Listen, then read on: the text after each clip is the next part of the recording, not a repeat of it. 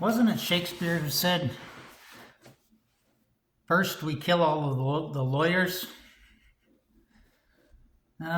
Sounds like lawyers have been a problem for a very long time. There's a recent election in Wisconsin for, I don't know, Supreme Court justice or something like that. And I remember very recently, and I remember being very struck by how each of them had, unrelenting ads on YouTube. And they were both the same. They were just trying to outdo each other on being tough on crime and, showing, no mercy to criminals. It wasn't like one candidate was trying to be something else. No, they were both saying, no, I'm going to be tougher on crime. As if that's the only solution.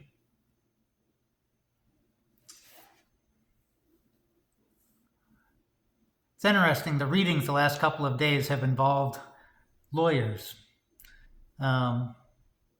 teachers of the law, so to speak.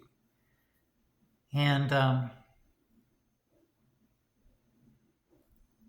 questions about the law. We've had two readings in the last 2 days that involved a woman being caught in adultery and the lawyers trying to inflict the punishment, trying to be tough on crime as they can. In one case, it's very clear that she's framed by the elders, by the teachers of the law. In the other case, it's not so clear. She may be guilty. But it's irrelevant for the message of the stories, the guilt or the innocence of the person accused. The story is more about the judges and being careful about judging. It's interesting, in the scriptures, this point is not made enough, is that we are not judged on our sins so much as we are judged on how we judge others.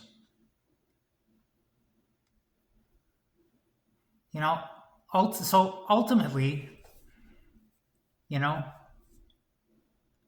metric that's going to be used on us is how well we judge others, how merciful we are. Sometimes Catholics get a bad rap for, being focused on their own sin. Like we're always doing, at the beginning of every Mass, there's always an examination of conscience. It's the first thing you do before you pray. You're always, and there's a disadvantage to it, because the more, if you go through your house with a fine-tooth comb looking for dirt, you're going to find dirt. If you want to find things to feel bad about, you're going to find them if you go looking for them. But the focus isn't, that we find stuff inside that we can feel bad about. The whole point of an examination of conscience, even more maybe than correcting that behavior, is to remind us to be merciful when we are judging others. Because the more that we are aware of our own vulnerabilities, the less likely we are going to be to judge others.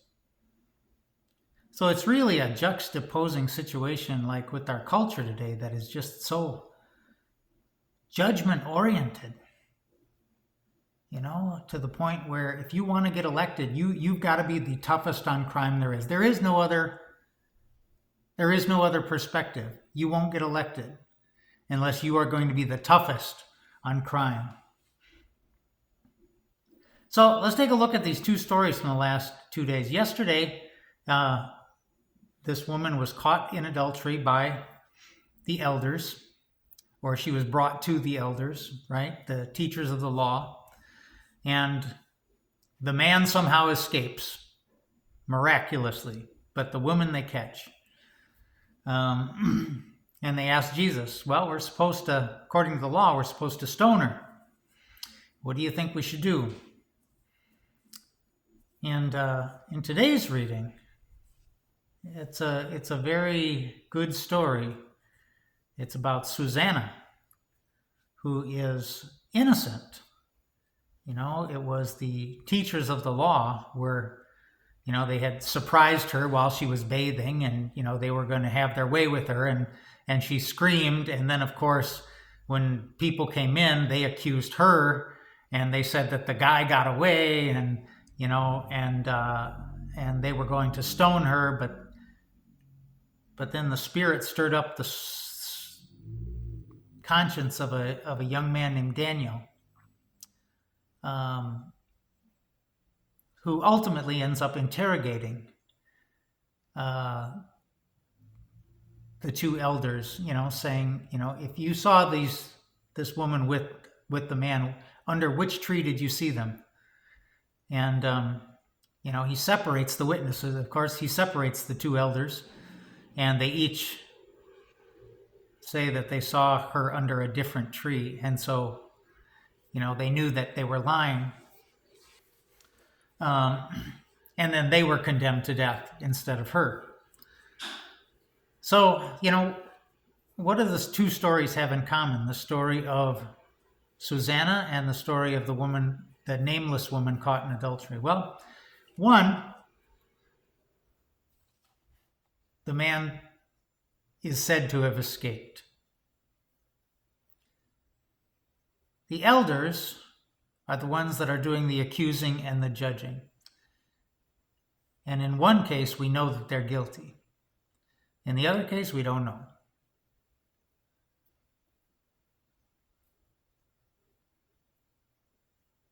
How are these stories different? I think that's the rub. In the story of Susanna, the elders are put to death. But in the story of the gospel story of the nameless woman caught in adultery, you know, Jesus takes a different approach. He begins to write in the sand.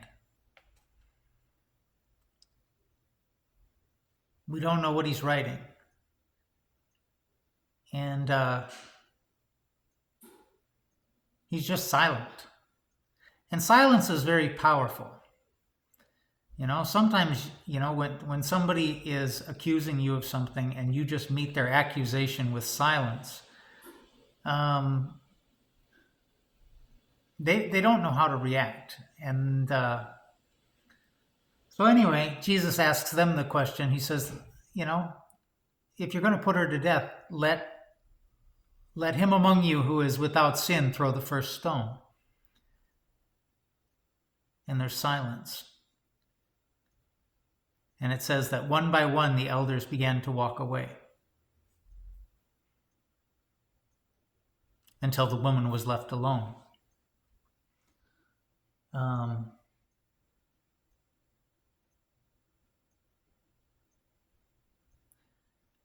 In The Art of War, there's by Sun Tzu, there's a passage where it talks about giving your opponent a golden bridge on which to retreat. And that's what Jesus did. He gave the elders a golden bridge on which to retreat.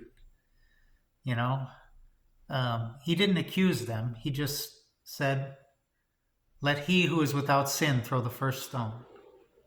And then gave them silence to think about it.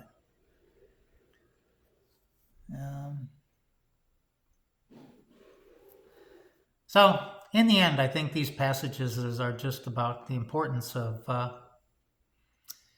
be careful when it comes to judging, but it not just to others, but to ourselves too. You know, that every one of us acts with the consciousness that we have at the moment. you know, and most of us are pretty unconscious.